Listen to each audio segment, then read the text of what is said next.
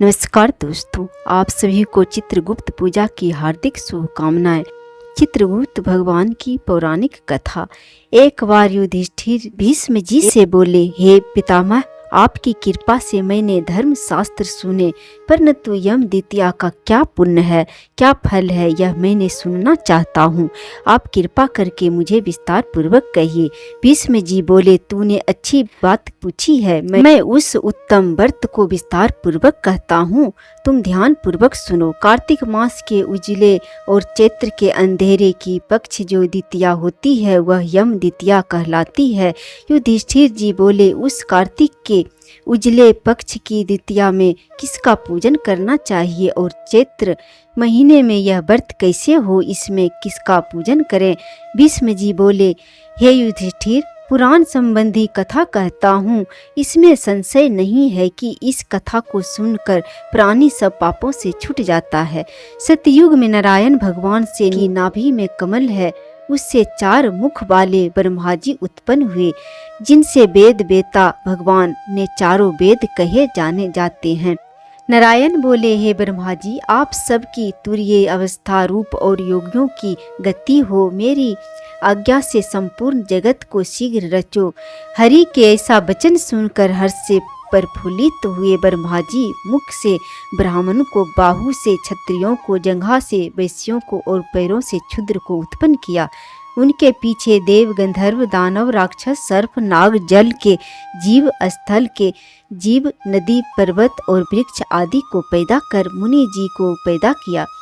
इनके बाद दक्ष प्रजापति को पैदा किया और तब उनसे आगे और सृष्टि उत्पन्न करने को कहा। दक्ष प्रजापति जी से 60 कन्याएं उत्पन्न हुई, जिसमें से 10 धर्मराज को, 13 कश्यप को और 27 चंद्रमा को दी। कश्यप जी से देव, दानव, राक्षस, इनके सिवा और भी गंधर्व, पिशाच, गौ के पक्षियों की जातियां पैदा हुई।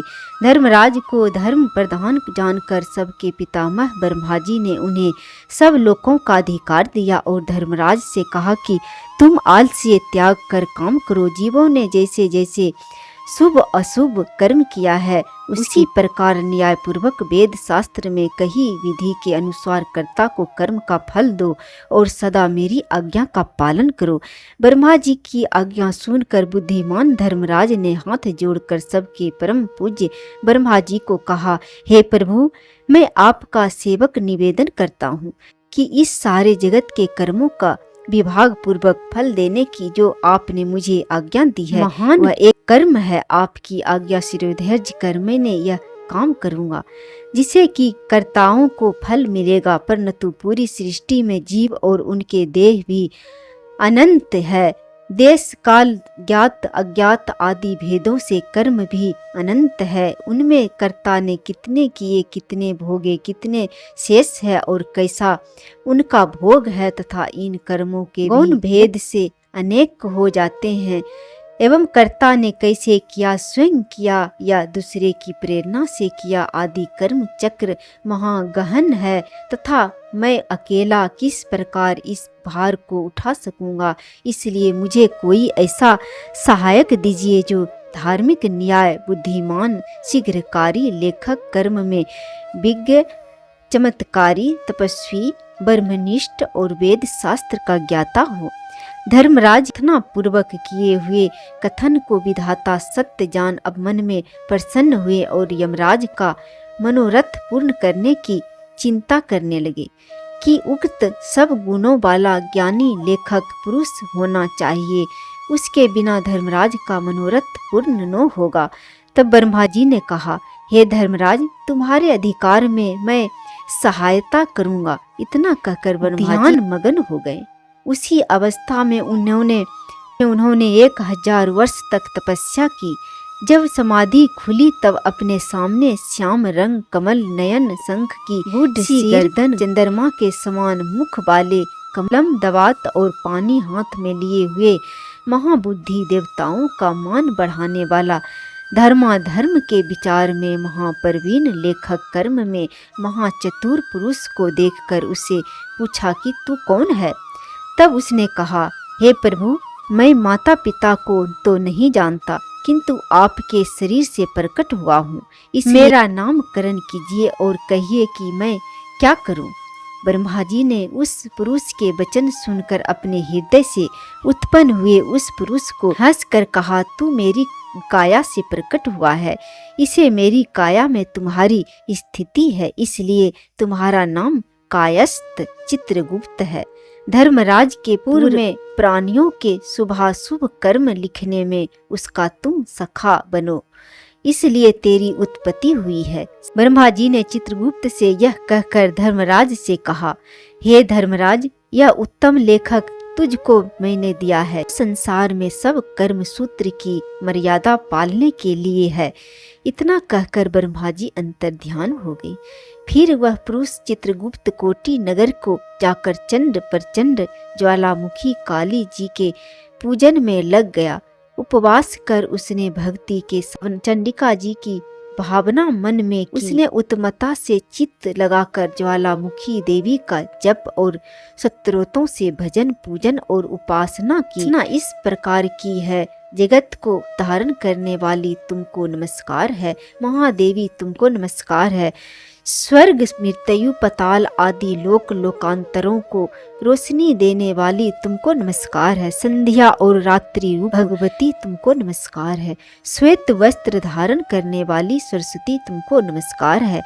सत्य रज तमोगुण रूप देवगणों को कांति देने वाली देवी हिमाचल पर्वत पर स्थापित आदि शक्ति चंडी देवी तुमको नमस्कार है। उत्तम और नयून गुणों से रहित वेद की प्रवृत्ति करने वाली 33 कोटि देवताओं को प्रकट करने वाली त्रिगुण रूप निर्गुण गुण रहित गुणों से परे गुणों को देने वाली 3 नेत्रों वाली 3 प्रकार की मूर्ति वाली साधकों को वर देने वाली दैत्यों का नाश करने वाली इंद्रा आदि देवों को राज देने वाली श्री हरि से देवी है। चंडिका, आप इंद्रादि देवों को जैसे वरदान देती हैं वैसे ही मुझको वरदान दीजिए। मैंने लोगों के अधिकार के लिए आपकी स्तुति की है, इसमें संशय नहीं है। ऐसी स्तुति को सुनकर देवी ने चित्रगुप्त जी को वर दिया। देवी जी बोली, हे चित्रगुप्त, तूने मेरा आराधना पूजन किया है, इससे मैंने आज तुमको वर दिया कि तू परोपकार में कुशल अपने अधिकार में सदा स्थिर और असंख्य वर्षों की आयु वाला होगा। यह वर देकर दुर्गा देवी अंतर्ध्यान हो गई। इसके बाद चित्रगुप्त धर्मराज के साथ उनके स्थान पर गए और वहां आराधना करने योग अपने आसन पर स्थित हुए। उसी समय ऋषियों में उत्तम ऋषि सुशर्मा, जिसको संतान की चाहना थी, नो ब्रह्मा जी का आराधना किया। तब ब्रह्मा जी ने प्रसन्नता से उसकी इरावती नाम की कन्या को पाकर चित्रगुप्त के साथ उसका विवाह किया। उस कन्या से चित्रगुप्त के 8 पुत्र उत्पन्न हुए, जिनके नाम ये हैं चारु, सुचारु, चित्र, मतिमान, हिमवान, चित्रचारु, अरुण और 8वां अति इंद्रिय। दूसरी मनु की कन्या दक्षिणा चित्रगुप्त से ब्याही गई। उसके 4 पुत्र हुए, उनके भी नाम सुनो, भानु, विभानु, विश्वभानु और वीर्यवान। चित्रगुप्त के ये 12 पुत्र विख्यात हुए और पृथ्वी तल पर विचरने लगे।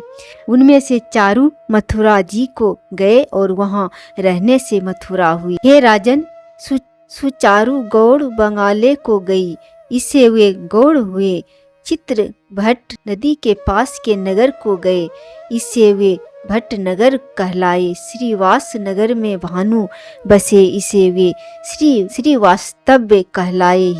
हिमवान अम्बा दुर्गा जी की आराधना कर अम्बा नगर में ठहरे, इसे वे अम्बष्ट कहलाए। सखसेन नगर में अपनी भार्या के साथ मतिमान गए, इसे वे सूर्य ध्वज कहलाए और अनेक स्थानों में वैसे अनेक जाति कहलाए। उस समय पृथ्वी पर एक राजा जिसका नाम सौदास था, सौराष्ट्र नगर में उत्पन्न हुआ। वह महापापी, पराया धन चुराने वाला, पराई स्त्री में आसक्त, महाअभिमानी, चुगलखोर और पाप कर्म करने वाला था। हे राजन, जन्म से लेकर सारी आयु पर्यंत उसने कुछ भी धर्म नहीं किया। किसी समय वह राजा अपनी सेना लेकर उस वन में जहाँ बहुत हिरन आदि जीव रहते थे शिकार खेलने गया। वहाँ उसने निरंतर व्रत करते हुए एक ब्राह्मण को देखा। वह ब्राह्मण चित्रगुप्त और यमराज जी का पूजन कर रहा था। यम द्वितीया का दिन था। राजा ने पूछा, महाराज आप क्या कर रहे हैं?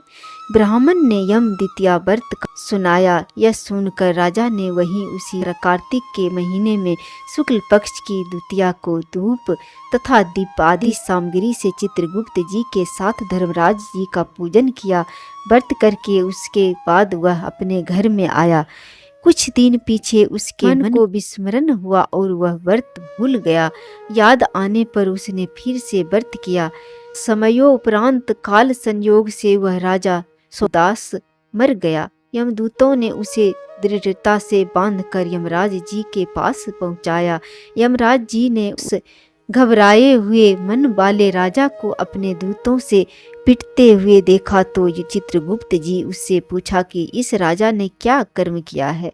उस समय धर्मराज जी का वचन सुनकर चित्रगुप्त जी बोले, इसने बहुत ही दुष्कर्म किए हैं, परंतु देवयोग से एक व्रत किया जो कार्तिक के शुक्ल पक्ष में यम द्वितीया होती है। उस दिन आपका और मेरा गंध चंदन फूल आदि सामग्री से एक बार भोजन के नियम से और रात्रि में जागने से पूजन किया है। हे देव, हे महाराज, इस कारण इसे यह राजा नरक में डालने योग्य नहीं है। चित्रगुप्त जी के ऐसा कहने से धर्मराज जी ने उसे छुड़ा दिया और वह इस यम द्वितीया के व्रत के प्रभाव से उत्तम गति को प्राप्त हुआ। ऐसा सुनकर राजा युधिष्ठिर भीष्म से बोले, हे पितामह, इस व्रत में मनुष्यों को धर्मराज और चित्रगुप्त जी का पूजन कैसे करना चाहिए, सो मुझे कहिए। भीष्म जी बोले, यम द्वितीया के विधान को सुनो। एक पवित्र स्थान पर धर्मराज और चित्रगुप्त जी की मूर्ति बनाएं और उनकी पूजा की कल्पना करें। वहां उन दोनों की प्रतिष्ठा कर 16 प्रकार के वे 5 प्रकार की सामग्री, श्रद्धा भक्ति युक्त नाना प्रकार के पकवानों, लड्डुओं, फल फूल, पान तथा दक्षिणादि सामग्रियों से धर्मराज जी और चित्रगुप्त जी का पूजन करना चाहिए। पीछे बारंबार नमस्कार करें। हे धर्मराज जी, आपको नमस्कार है। हे चित्रगुप्त जी, आपको नमस्कार है। पुत्र दीजिए, धन दीजिए, सब मनोरथ को पूर्ण करें। इस प्रकार चित्रगुप्त जी के साथ श्री धर्मराज जी का पूजन कर विधि से दवाब और कलम की पूजा करें। चंदन, कपूर, अगर, निवेद, पान, दक्षिणादि सामग्रियों से पूजन करें और कथा सुने। बहन के घर भोजन कर उसके लिए धन आदि पदार्थों से इस प्रकार भक्ति के साथ यम द्वितीया का व्रत करने वाला पुत्रों से युक्त होता है और मनोवांछित फलों को पाता है। धर्मराज चित्रगुप्त जी की कथा संपन्न हुआ। जय श्री